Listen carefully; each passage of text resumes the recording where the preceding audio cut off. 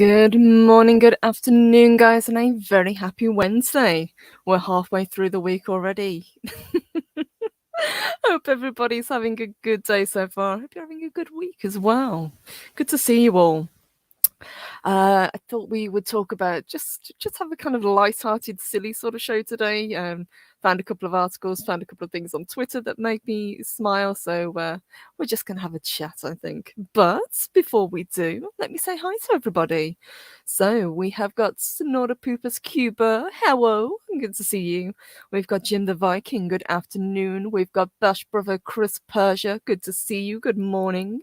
We've got Louise. Good afternoon, honey. Good to see you. Good morning to Andrew. D-Bud Martin, I see you there. Good morning. We've got Project Storytime, who was first. Good to see you. Lord Duff, good to see you as well. We've got Mags. So good to have you back, sweetheart. We missed you. Good to see you, honey. Let's see who else. We've got Keely Chow. Roll Tide Keely. Good morning. Let me go up. Nearsighted Cyclops. There you are. Good to see you as well. Good morning. And I think I've missed somebody. I'm sure we had somebody else. Yes. Old Gamer 72 Cutlass. Good to see you as well. Good morning. I hope everyone is doing well. And Clown World Review. Good to see you. It's been a while. Welcome. Archer Colin. Good afternoon. Good to see you. Yes. Oh, Project Storytime, Chris. Did I get it wrong? Was Chris first? I didn't check. I am sorry. And Fire Knight 013, good to see you. And Zakarot 315. Hello, guys. Good to see you as well. Welcome, everyone. Hope you're having a good one. So, Chris mentioned it in the chat as well, and I was thinking, yeah, there was something I wanted to talk about with Tolkien. It wasn't actually the Lord of the Rings show, but I can touch on it anyway. Because I've got it pulled up. And good afternoon. Good to see you, Rab Marshall. Hey, welcome. But the thing that I wanted to talk about was we all know on January 3rd, it would have been Tolkien's birthday. He would have been 130. A lot of people celebrated it. A lot of fans did tweets about it. They posted pictures of him. Yeah, as they should, because we love Tolkien. He's he's the father of modern fantasy. But the Tolkien Society, and they have been on the slide ever since we sadly lost Christopher Tolkien, it seems, got very uppity about a certain Lord of the Rings podcast posting a picture in tribute to the great man himself. So this is a podcast I'm not familiar with, but I'm now following because of what happened. So these guys, they're called Melonheads. They're Lord of the Rings podcast. They did a very simple but very sweet tweet. They said, "Happy 130th birthday to the legend that started it all, J.R.R. Tolkien," and they had a picture of him underneath. Nothing wrong with that. You'd think there's plenty of pictures of Tolkien floating around out there. But apparently, this particular picture, the Tolkien Society took issue with. They responded to their tweet by saying, "Do you have permission to use that image?" Now, the upshot of this apparently is this image was one of 64, I believe, pictures and 2 letters that the Tolkien Society have recently purchased. So they paid for these pictures. Now, these pictures can be found easily online. This particular podcast was not doing it for any monetary gain. They weren't doing it out of spite. They were doing it simply as a tribute to their favourite author. And rightly so, the Tolkien Society have gotten ratioed for their response. It's a very mean-spirited gatekeeping response that they gave. And I think it really reflects badly on them when in a time when they need as much goodwill as possible because of this upcoming Amazon Lord of the Rings show, and we'll talk about that in just a second. Thank you, Chris.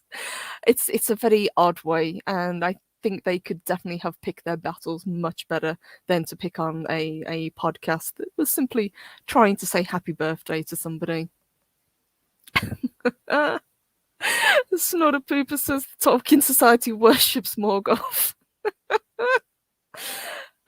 Project Storytime says, "I didn't know that Tolkien shared a birthday with my mom." Oh, happy birthday to her. That's really cool. Yes. Keely Chow says, "Happy belated birthday to Tolkien." Absolutely.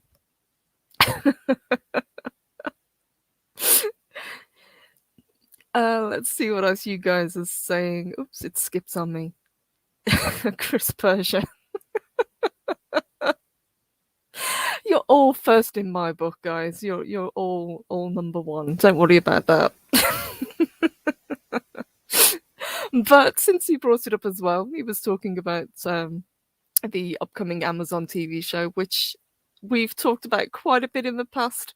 I've made no secret of it. I am not looking forward to this show. I think it's going to be garbage, basically. Everything that we've seen, everything that we've heard from it, all the controversy that's come out from it. I think it's going to be a real letdown. I don't think it's going to bring any fans in. I think it's going to piss off the fans of Tolkien that we already have. So, but we will see. But apparently, we have a new character that's being introduced. So, this is a rumor, and I don't generally talk rumors, but since we're talking Tolkien, I will touch on it very briefly. So, apparently, Isildor has a sister that's going to be introduced as a brand new character. Now, this is also on Twitter. This comes from Fellowship of the Fans, who have kind of broken rumors about the casting and characters that are going to be appearing in the show as well. I think they were one of the first ones to actually say that Isildur was going to be depicted in the show. I think he comes in the third episode that they said, and they gave a brief description of what the character is going to be like. But apparently they are saying that we now have a character called Karin, who's going to be Isildur's sister, which is a Amazon original character in the upcoming Lord of the Rings show. And Brightest Day, good to see you, says pass. Absolutely. Project Storytime, Tolkien wouldn't have cared if someone used his picture to wish him a happy birthday on Twitter. He would have objected to having a computer, however. Very true. I don't think Tolkien would have really cared about somebody, especially just the fans, using a picture that they found just to say happy birthday. It wasn't done maliciously. It was done simply in love for the author himself. And hello, Kaylee D. Good morning, sweetheart. Good to see you. I hope you're doing well. Brother Stay says Karin, as in Karen. Close. The way they spelt it, it's Carine. So Karin, I guess that would be pronounced. But you have to wonder at this point, are they actually just is it very tongue-in-cheek with the way they're naming these characters, or are they just that blind? I don't know. It's a very odd thing to do. Now, whether or not this is actually true, we will see, I suppose, when the show finally drops. But as I say, this particular Fellowship of the Fans, they have had exclusives before, and they've talked a lot about the casting and a lot about the characters that's going to be introduced. So they seem to have quite a lot of background knowledge about the show.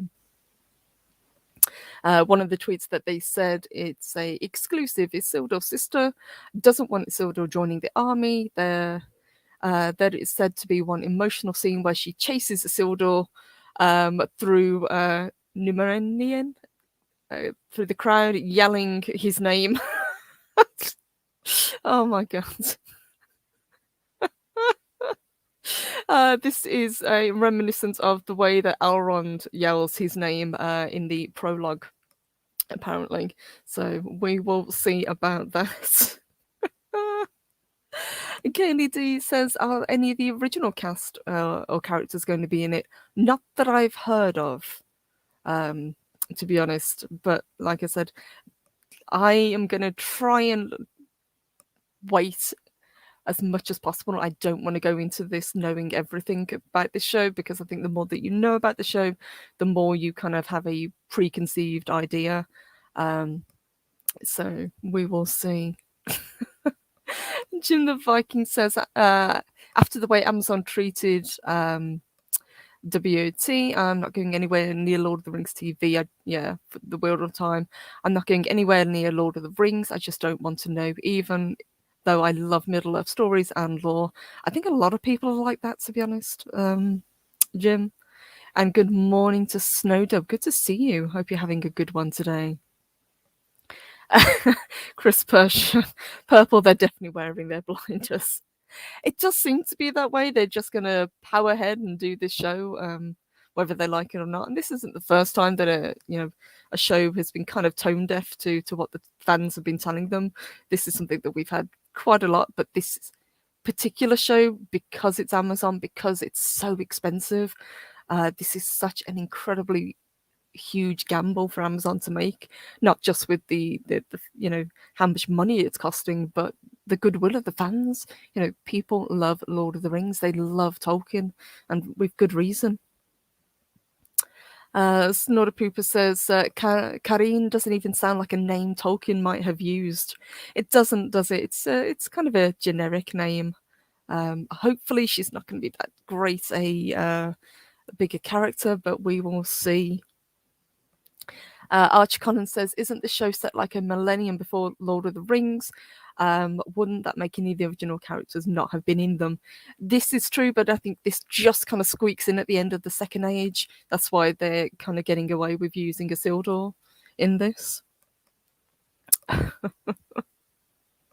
So we will see. Yeah, Project Storytime, absolutely. Yeah, no, it's set in the Second Age.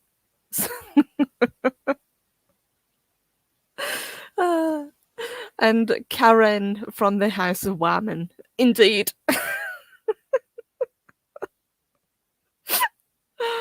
Oh my gosh, poor Tolkien Society. Pick your battles better, guys, please. And Amazon, for God's sakes, don't mess this up. There's so much riding on this, but we will see. All right, let me close that down because I've got way too many tabs open at the moment. There we go. That's much better. Okay. And hello to Dave. Bobby says Boba Fett, not Fett. I've got to put my hands up and admit I haven't watched any of the Book of Boba Fett. It just didn't interest me, unfortunately. I might down the line perhaps watch it, but I just haven't had time recently. Louise says Wheel of Time was a well-made acted fantasy series. It just departs from the books. I suspect this will be the same. I think so.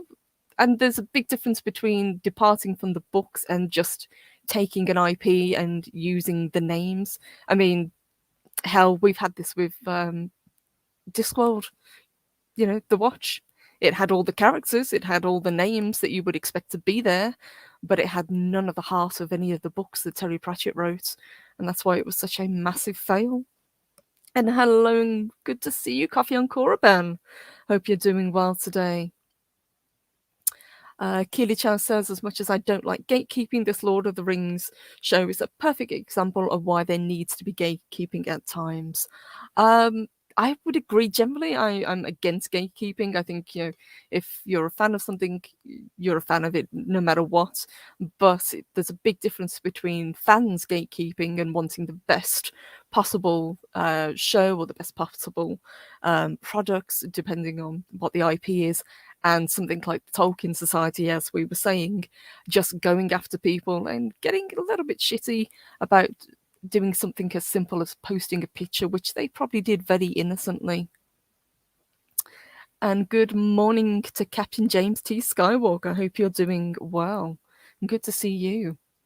So, the main thing that I wanted to talk about today, we talked about a couple of recent fails that have happened in the last couple of days, but we had a whole year of them last year. And guys, there were so many of them. So let me share this. I can pull this up. There we go. So this, of course, comes from Abounding into Comics. Big thank you to them. I'm not going to go through all of these because I say they were so numerous, but they've compiled a list of the most hilarious woke pop culture fails of 2021. So we'll kind of touch on a few of them and see what you guys think. So they start off by saying 2021 was a year of sheer madness and rampant insanity, much of it humorous, albeit frustrating. As the time of year has come and gone, we have to look at 2022 forward to, and with it, a chance to start steering the ship back to a semblance of sanity and common sense. Oh, yeah, wouldn't that be great? Common sense prevailing. I think, just as a side note, I think it's going that way. But I think it's going to be a while yet before we really start to see it. But it's hopeful, you know. There was a lot of pushback from a lot of very dumb ideas last year. So, in the meantime, it's cathartic to go back and explore some of the most hilarious woke fails of 2021 in all their self-defeating glory. Some of these antics ended up doing more harm for the woke cause, whilst others backfired in glorious fashion. These represent just a small cache of the outrageousness that took place last year, but they're some of the best by far. It's a window into the bizarre demagoguery that has turned the country upside down, even as it proceeds to burn itself out. I don't think it's quite burned itself out yet. I still think, as we've seen with Lord of the Rings, I still think there are little fires popping up here and there, but I think it's definitely on the decline, which is good news for a lot of people. If nothing else, it's a documentation of the lunacy that has affected our popular culture like a disease, and some future generations will look back on with a mixture of astonishment and disappointment, and hopefully humour. Because if you can't see the funny side of things, then we've got a problem. So I'm not going to, like I say, go through every single one of them because this is pretty a lengthy article. I really recommend you guys just taking a look at it when you have time. But God bless Will Wheaton. He never takes a bad picture, does he? So the one that they've put first is Will Wheaton hates white people. That's okay. Most people don't like Will Wheaton, so we're fine with that. Extreme radical far leftist Will Wheaton decided to kick off 2021 with a bombshell by labelling himself a domestic terrorist insurgent. Well done, Will. Will Wheaton, who is white, he is absolutely, and there he is. Whoops. Yep, there he is. He is white.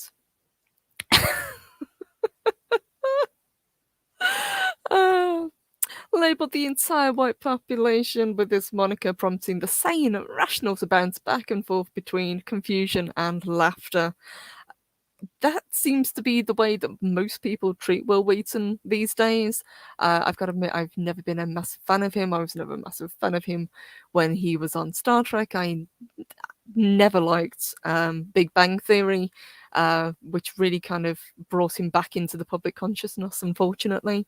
I just don't think he's that nice a person. He never comes across as being somebody who is somebody you would want to hang out with. He had a role many years ago, like a lot of Star Trek actors, and he kind of ran with it and milked it for all it was worth. So obviously this is in relation to what happened on January 6th on Capitol Hill, and that was his take on it, which was an interesting take. So way back at the start of the year, Will Wheaton decided to kick us off with some stupidity. So thank you for that, Will. D. But Martin says, "Sure, Wheaton."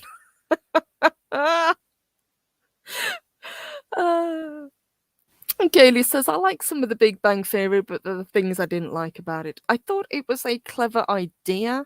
I can see, where it was from. I think the first season was probably, as if most seasons, it was probably the best. I like the idea of, it being focused on a bunch of socially awkward guys and that, but they took this whole trope and really kind of ran it into the ground way too much."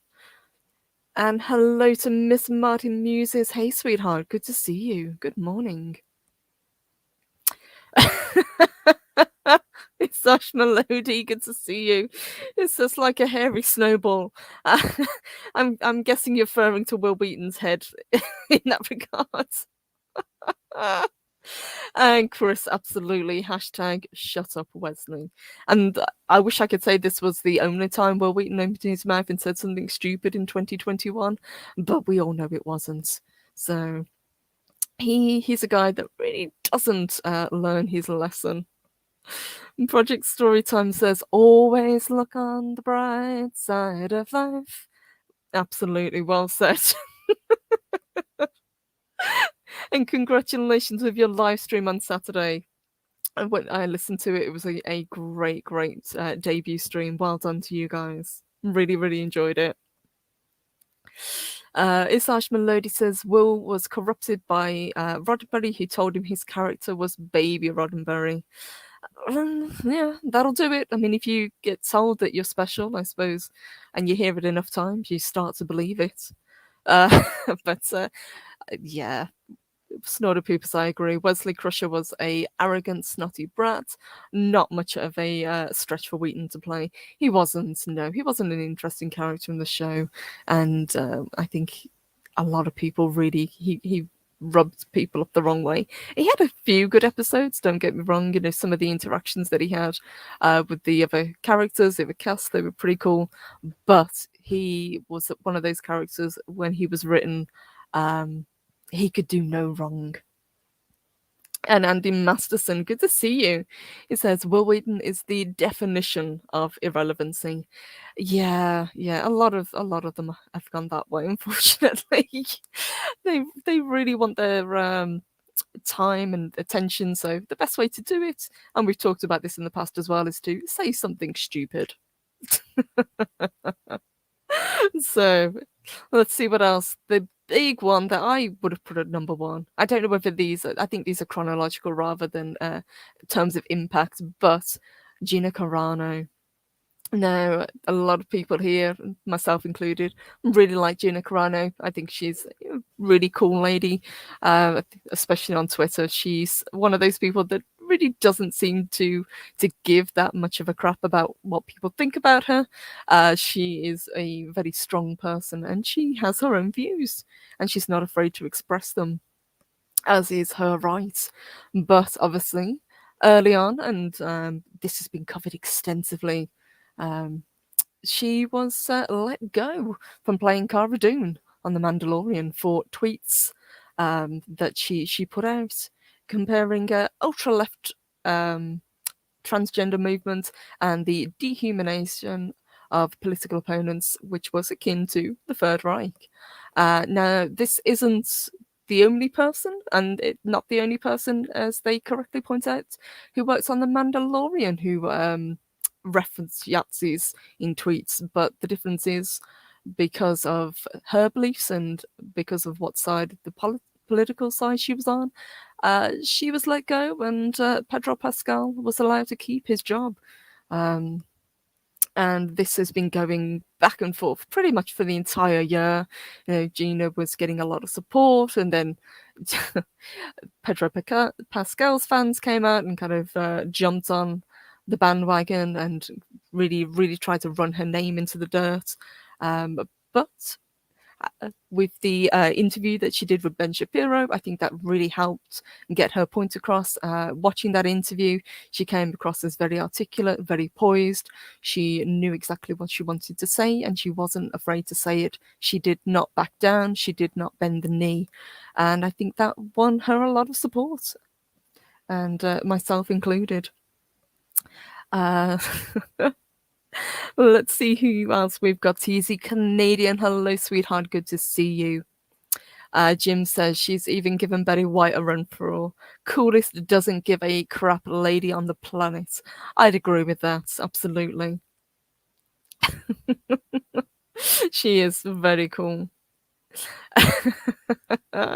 Brandon says no capital F's given. Absolutely. The awesome Gina Carano. Indeed, guys. And I really like her. I'm curious to see where she goes from here. I'd really like her to have a good career, and she just comes across as someone who's a nice person, and I like that. I gravitate towards people like that. Isash Melody says Gina was right. Pedro constantly falls on his schnozzle when he yaps. Pedro's entitled to his own opinions, as is everybody else, but he does seem to be quite antagonistic when on Twitter. But I don't think it's fair that there is one rule for one and one rule for the rest. I think if you post something that, say you work for a company, you post something and they say, you know, this doesn't fall in lines with what we believe, unfortunately, we're going to have to let you go. And somebody else does pretty much the exact same thing. I think you should treat people the same. There shouldn't be, like I say, one rule for one and one rule for another, regardless of what political side you're actually on. And big hello to Katina Martin. Hey, good to see you. Kaylee says, I'm glad she didn't do what a lot of celebrities do, which is blame the fans and further attack them for the BS that Hollywood wants to happen in order to be like their yes. As we said, she stuck to her guns. She walked away with her head held high, and she's had a lot of opportunities gone her way and a lot of doors opened because of it. I don't think what's happened has really harmed her career. If anything, it seems to have given her a boost. So I am curious to see what happens later on, especially in this year and maybe next year, to see where her career goes. Mag says Gina handled everything with such grace, and look at her now. She's thriving and glowing integrity. Well said. Absolutely. I agree with that. Let's see what else we got. We have got... Whoops. This mouse does not want to work today. We've got Batwoman bombing. So I can't really talk much about Batwoman. I know a few people have watched it, and I know a few people in the chat, you guys have reviewed it, but this is one show that I'm going to put my hands up. I hate the CW. I don't really watch any of their shows. I watched The Flash when it first came out and enjoyed the first couple of seasons, but I think they've really, really lost their way, and I think Batwoman is probably the best example of them desperately trying to tick boxes to push a message rather than produce a really great show. And this is a show that just seems to be failing upwards. Viewership has fallen season after season, episode after episode, and it still keeps getting renewed. I think there's a joke going around at the moment that CW are using Batwoman to launder money. That's the only reason why it's still going, which I think is pretty damn funny. It's probably not. They've just commissioned these episodes, and by God, they are going to film them. But yes. So, as it says here, the show started off with a nominal 1.86 million average viewers before shedding the bulk and then face planting to a 0.45 million average as of November 2021. I'm pretty sure at this point the only people that are still watching it are the people who either hate watching it or YouTubers that watch it to review it. There was a lot of controversy, obviously. We had Ruby Rose leave. We've had people brought on that really don't fit the characters, but they do tick boxes. And it's a bit of a shit show, to be honest. But as I said, I haven't watched it, so I'm kind of glad that I dodged that one. And hello, Mark. Good to see you. Yep, like poor Az, exactly. Yep. He's better than I am, because I certainly couldn't sit down and watch it. There's life's too short to sit down and watch a show that you don't like. Isaj Melody says, I fear for Az's health. I pray he has a defibrillator next to him next time he reviews it. Me too. But his reviews are extremely entertaining, so more power to him, but I couldn't do it. Not at all. Project Storytime. Purple doesn't like the CW. I'm shocked. Shocked, I say. I may have mentioned it in the past, so... And good to see you, Trinoculus P, and that 70s rock fan. Hello, my loves. Good to see you. And 4 Candles. Hey. It says, never watched it. Just watch as. I would say that's probably the best way to do it. Watch your favorite YouTuber. whoever that might be. If they review it, get the entertainment from that, because that's probably the best way to do it. As they say, the viewership is tanking episode after episode, season after season. So I'd be curious to see. I know there's another season coming, if I remember correctly, but hopefully that will be the end of it after that. And good to see you, Eric K. Good morning. I hope you're doing well. Happy Wednesday. Mark says watching STD is as bad, if not worse, than Batwoman.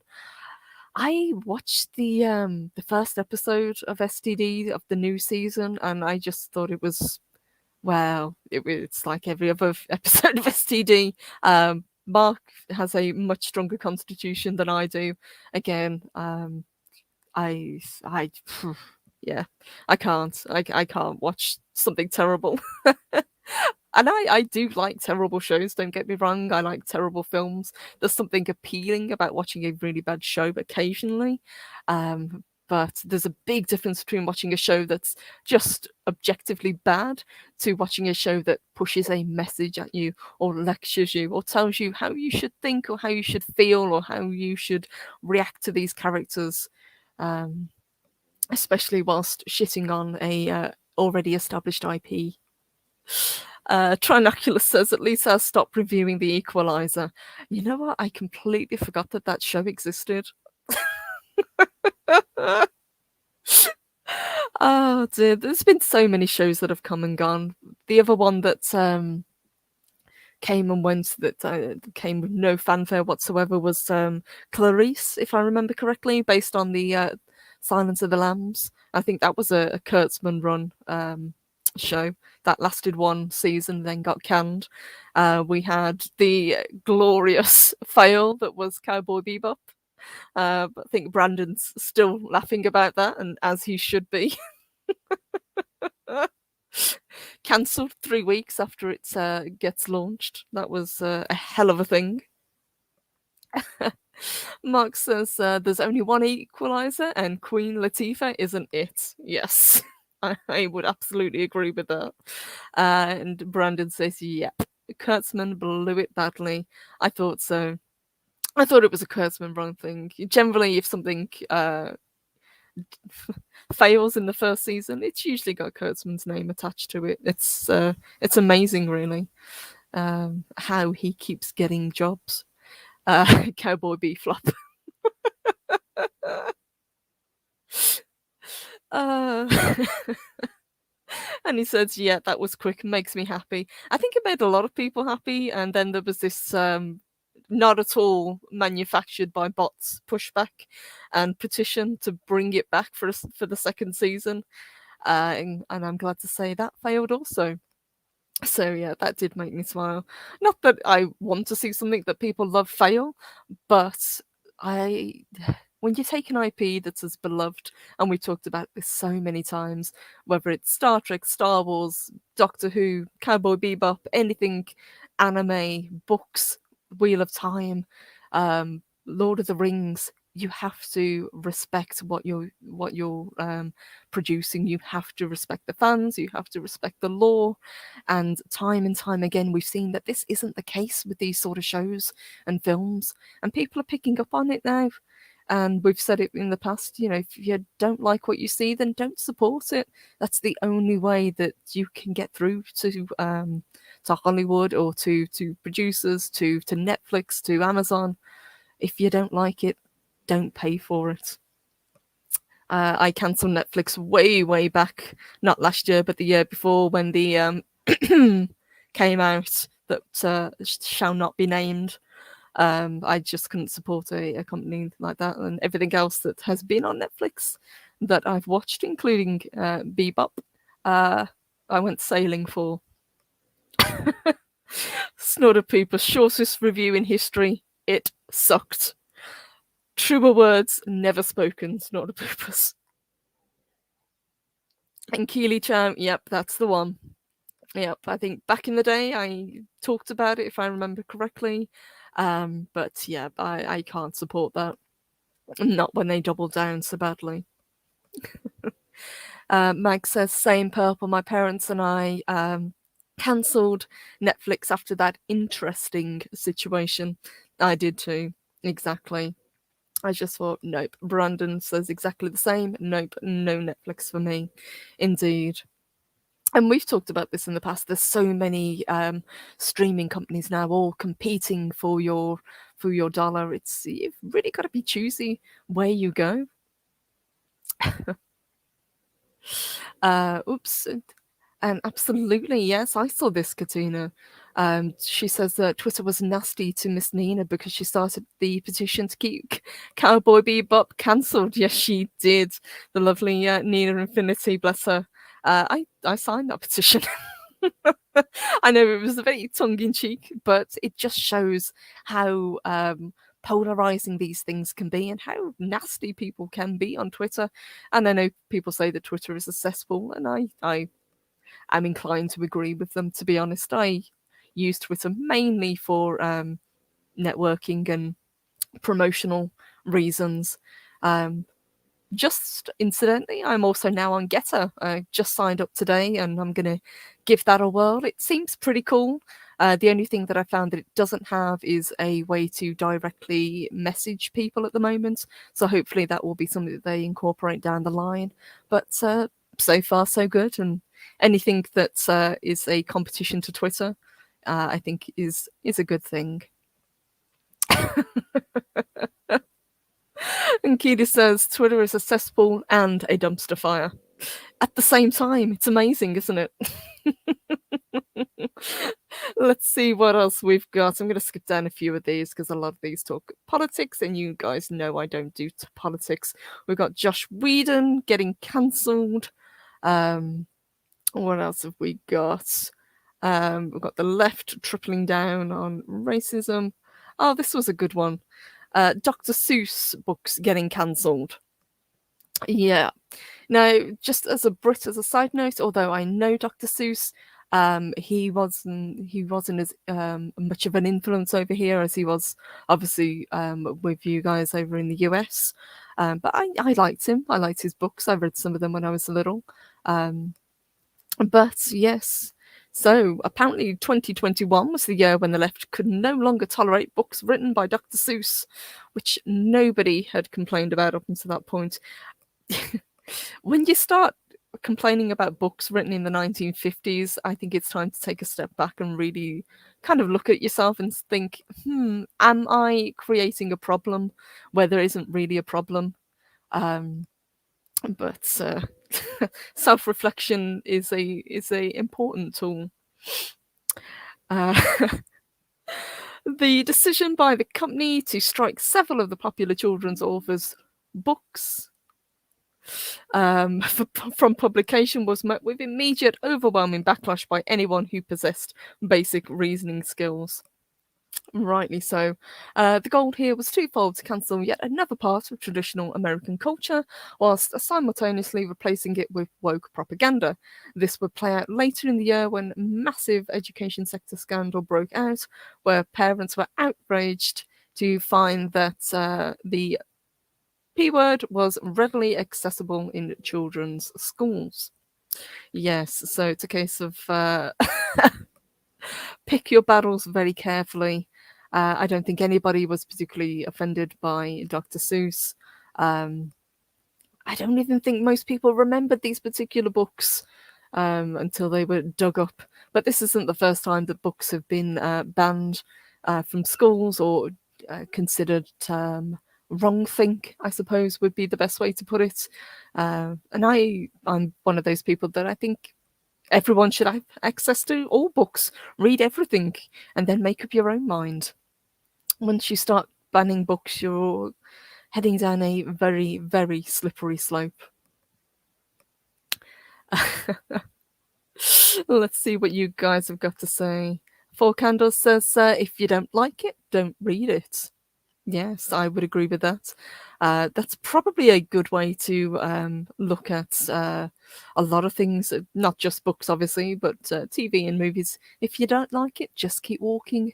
There's bound to be something down the road that you do like. Don't try to dictate to people what they should and shouldn't enjoy.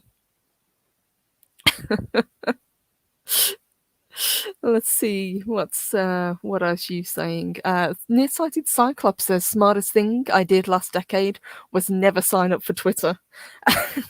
Sometimes I think that Twitter's not worth signing up to, but I've been on it for I don't know how many years, a long time. But for about 5 years, I never used it. It wasn't until I started getting involved in the kind of YouTube community that I really started getting active and posting and retweeting and talking to people. And that's as a tool has been very, very helpful as a content creator. It's great to be able to interact with people. It's great to be able to say if somebody's got a stream and you want to support them, you can retweet it or send it out or let people know what's going on. I think that is very useful, but just getting caught up in Twitter, outrage or pointless drama, I think it's a time suck. It's just not worth it. And good morning to the lovely Vanessa Law, my mod sister. Hello, sweetheart. I hope you're having a good one today. Project Storytime says Dr. Seuss was not a hateful person. That's this is like saying that Alec Baldwin is a caring producer. Damn.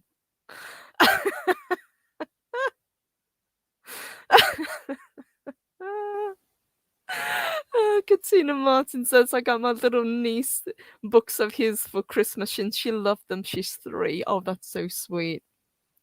And she opened the book. She's like, oh, and wow, that is perfect. And I think they really are the perfect books from what I've seen of them. Like I said, I never read them growing up because Seuss wasn't a big thing over here. It was more C.S. Lewis and Roald Dahl and those kind of authors that we had. But I like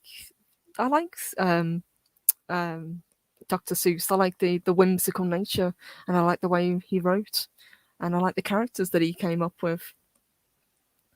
And he never talked down to kids. That's what I've seen, at least from the work of his that I've read. Brandon says, once a person is 18, it's the age of majority 18, I stop caring what they do. Yeah, I've got to, absolutely.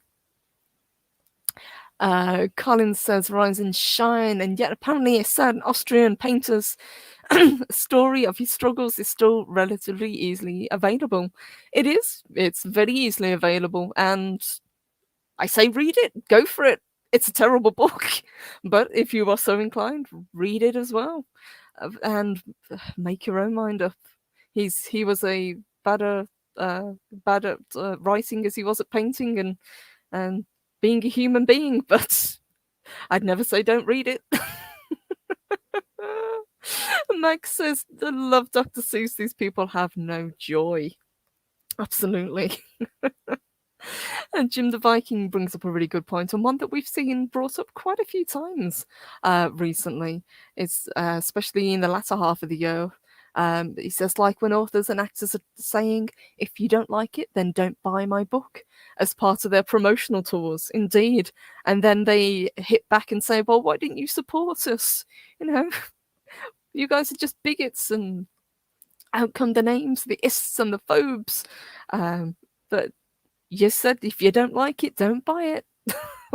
You can't have it both ways, unfortunately. Vanessa says, I feel the same way about banning books.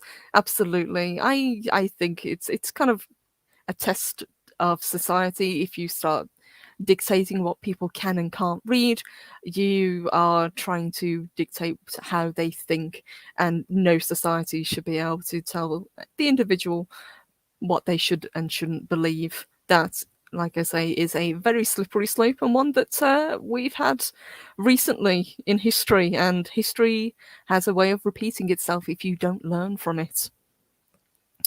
And let me say a massive thank you, and again a very warm welcome back to Mags. Thank you, sweetheart. She sends us a $10 super sticker, and it's the little Shiba Inu with a heart. Thank you, honey. We have missed you. I hope you're doing well. I know you said that the latter half of the year was really busy, but really, really glad to see you back in the chat. So massive thank you for that one. Thank you, honey. TC Canadian says, if you're banning books, you're the bad guy. Absolutely. And this isn't the first time that we've had books banned. There are so many that you can think of. Colin says Fahrenheit 451 as well. Absolutely. If I remember correctly, we had books by Philip Pullman. His Dark Materials got banned over here, at least for the time being, because of the anti-religious sentiment that was in it. And I actually really like his Dark Materials. It was one of the books that I read growing up. I thought it was very well written.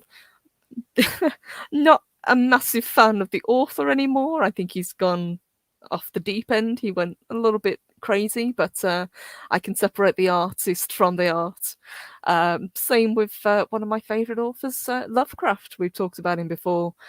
Was he a nice guy? Absolutely not. But he was not considered a nice guy, when he was alive, let alone now. But he is still a genius and the originator of cosmic horror. Kosher Bacon, welcome. Good to see you. It says offensive speech is what needs the most protection. Speech, you mean that people find offensive or being offensive? Because people can pull apart and say anything's offensive. I mean, you could say to somebody, the sky is blue, and at this point, with where we are as a society, people will just jump on you and call you all sorts of names and tell you that you're wrong for just stating that very simple fact. Mark says, history telling us that banning and burning books will bite you in the ass. Absolutely. It will. So let's see what else we've got. We'll skip down a few because I think some of these are probably not as relevant. See, Bill Maher, I don't know, but it seems like he had a taste of his own medicine in 2021. Never been a big fan. DC and Marvel basically running themselves into the ground by trashing all of their most popular and most beloved characters. I think Superman has gotten it the worst, but we've seen it with Batman, we've seen it with Wonder Woman, and it's not just been in the comics, it's been in the TV series as well, and in films. But it's no wonder why people are gravitating towards independent creators nowadays. DC and Marvel have really, really alienated their fan base, people that grew up reading the comic books, that grew up loving these characters.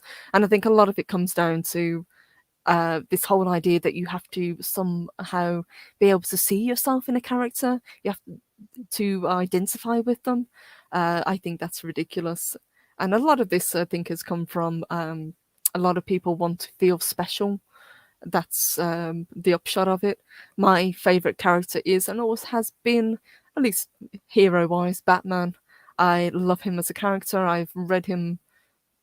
I have no idea how long I've been reading Batman comics. Probably since I was about 8. But I never needed to see myself in Batman to appreciate the character, to love the character, to enjoy the comics that he was in. Nobody cares about the Oscars and the Grammys. Well, that's not just 2021. I think that's been going for the last 5 years. I can't think of anybody that really watches award shows anymore. It's just a circle jerk of people patting themselves on the back. Activision and Blizzard goes down in flames. Yes, they do. Still not happy about what happened with Diablo. Thank you very much, Blizzard. But I think this is more to do with their sexual harassment going on behind closed doors and the horrible work environment that apparently was prevalent there. A lot of people have jumped ship and it has hurt the company incredibly badly.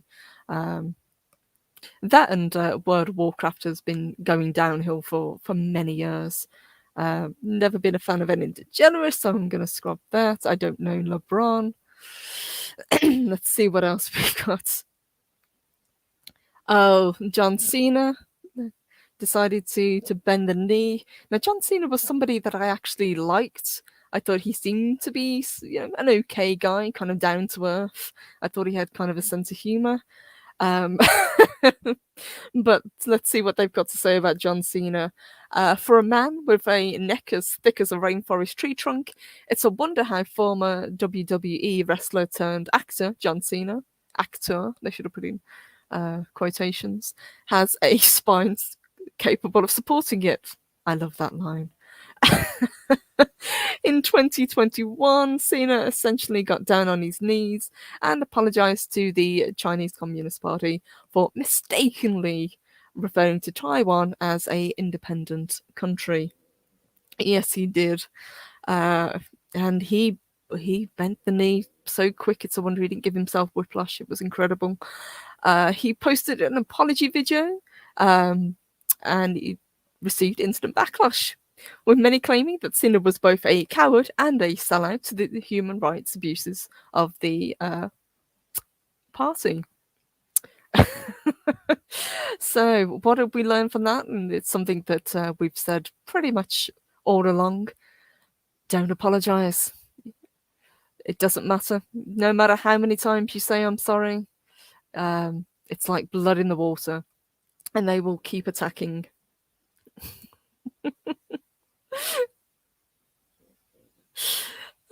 Project Storytime, it says, Purple, how can you relate to Batman?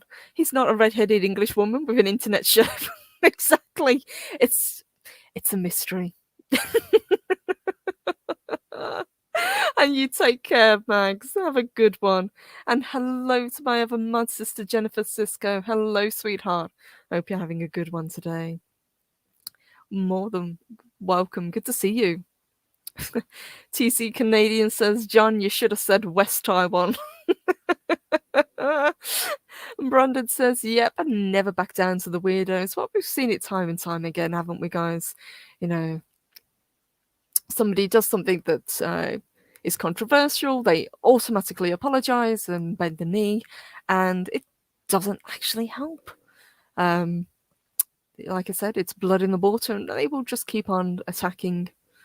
Archer says, to be fair, John Cena did actually learn Mandarin. He has my respect for that. He did issue the apology in Mandarin, which was an interesting way to do it, absolutely. Stunning and brave Megatron, good morning. He says, so Kevin Smith swings the other way now? Kevin Smith just cries a lot. Kevin Smith, God bless him. Kevin Smith, I think, is somebody that disappointed a hell of a lot of people this past year. I think he was somebody that a lot of people thought was one of us, in quotations. He was somebody who was a fan, somebody who grew up kind of outside of Hollywood. He didn't get into Hollywood until he was in his until he was an adult. So he kind of would have, maybe just kept a little bit of the integrity that he had, and he always seemed to be a kind of down to earth guy. But we had this whole debacle with Masters of the Universe. Now, when I first saw it, I really, really wanted to like Masters of the Universe. Sorry, guys, getting a drink. I thought it looked great. I watched the first trailer. I was really impressed. It had a really good cast, I thought.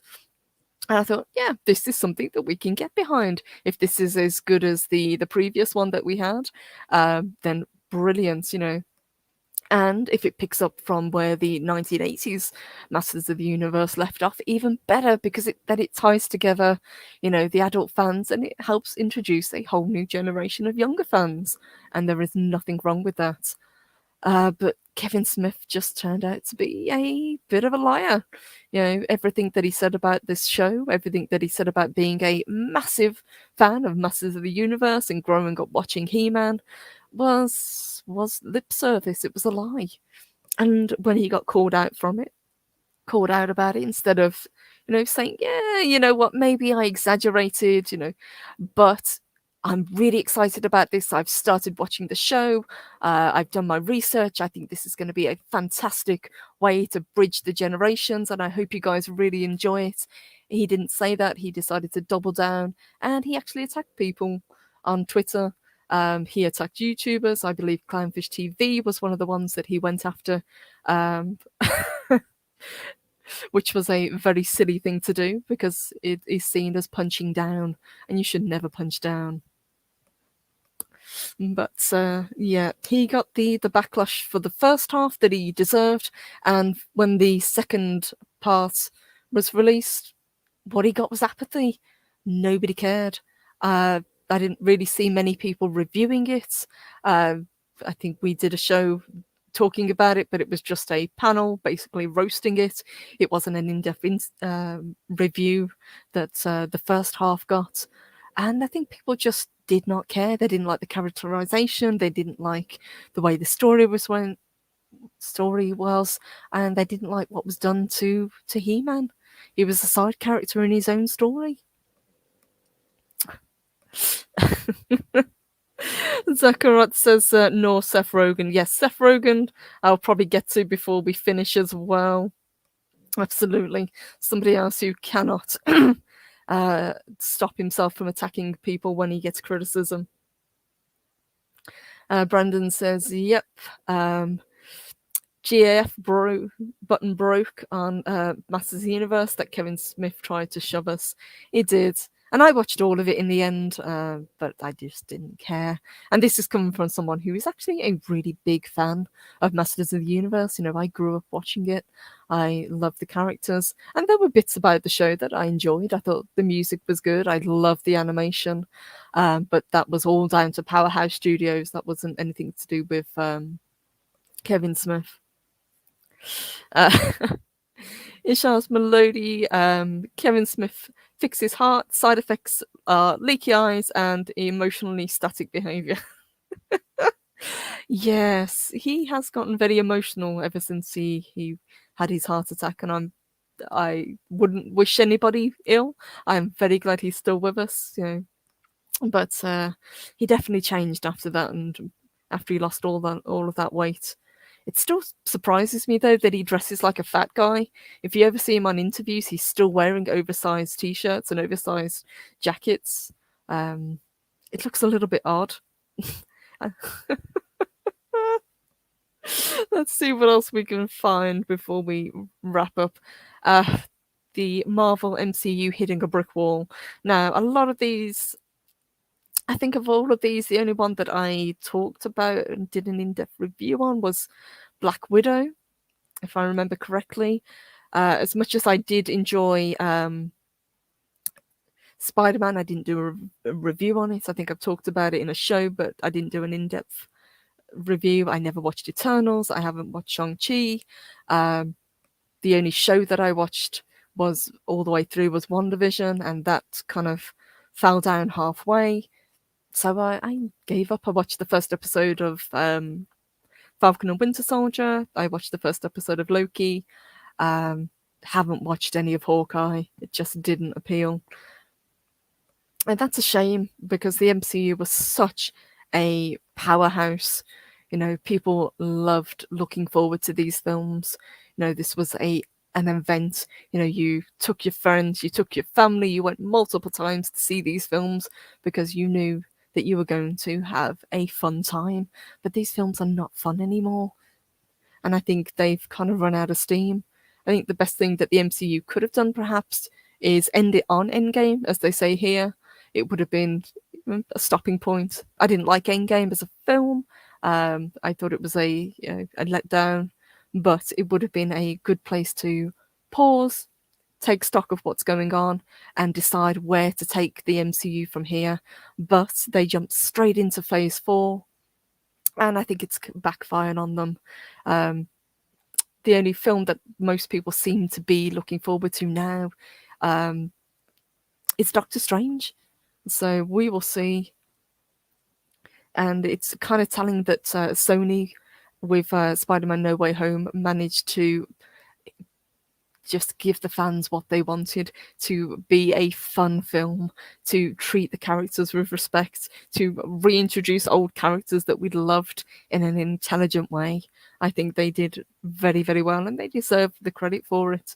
And this is something that Disney and Marvel can either take note of and say, okay, this worked for Sony, so what are we doing wrong with our films? Or they can just carry on with what they're doing. I've got a sneaking suspicion that they are just going to carry on with the template that they've set up with the previous films for Phase 4, but I think perhaps there may be a few bright spots. I think, as I said, got Doctor Strange, I think, has the most potential to be a good film, and probably the next Guardians film as well, because generally the Guardians of the Galaxy films are quite light-hearted, and they're fun to watch. Katina Martin says try to watch the MCU movies, but they end up being hard nose and didn't last that long. Yes. I struggled with them. I really wanted to enjoy uh, Black Widow, but I think it's one of those films, and we talked about it in the past, that came 7 years too late. Nobody said that they didn't want a Black Widow film, but we didn't want this Black Widow film. And hello and welcome, honey. Good to see you, Makani. How are you today? He says, I would argue that No Way Home felt more of an endgame for the MCU than Endgame did. I would agree with that. It tied up a lot of loose ends. It was a great film. I really enjoyed it, and I was surprised how much I enjoyed it, given that I haven't really enjoyed or loved the previous Spider-Man films. They were just okay. I always thought up until No Way Home, Tom Holland's Spider-Man was better as a character playing off other people. So playing off Robert Downey Jr., for example, I thought they had a great chemistry together. It's not quite the same chemistry that he has with Benedict Cumberbatch, but it's similar, and I think that's why it works so well. And good to see you, Captain Spire. He says, you know what's good, good non-big budget series is Resident Alien. I actually watched that, and I think we reviewed it when it came out.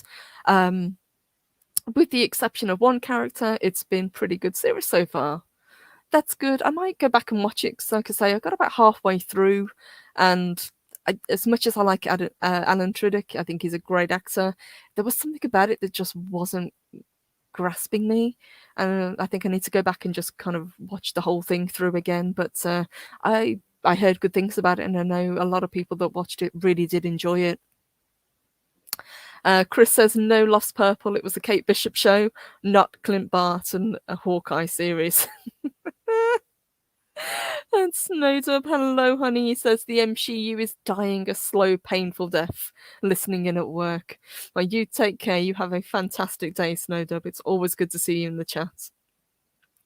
Project Storytime says Spider-Man 2 is and always will be the best Spider-Man film.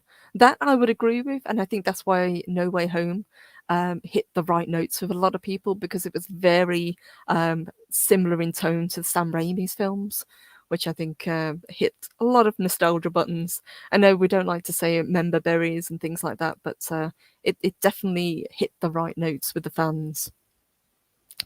So let's just see. Let's do just two. Let's do two more. So I don't want to talk about George Takei because I don't like him, or Shimu Lu. Let's see. Don't want to talk Fauci. Ben and Jerry's. I hate Ben and Jerry's. Always have done. Awful ice cream. Santa Ink buried in an avalanche.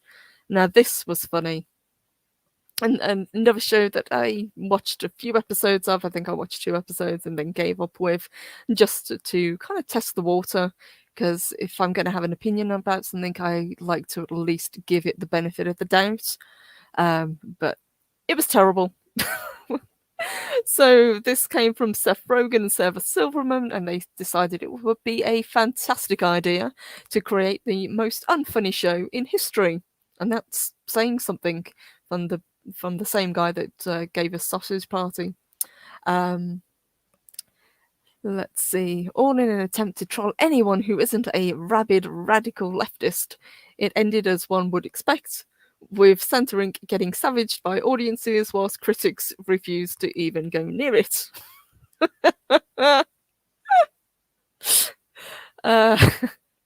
Seth Rogen's response, as predicted and as pointed out earlier, was to go on an absolute crusade against people for not liking his crap.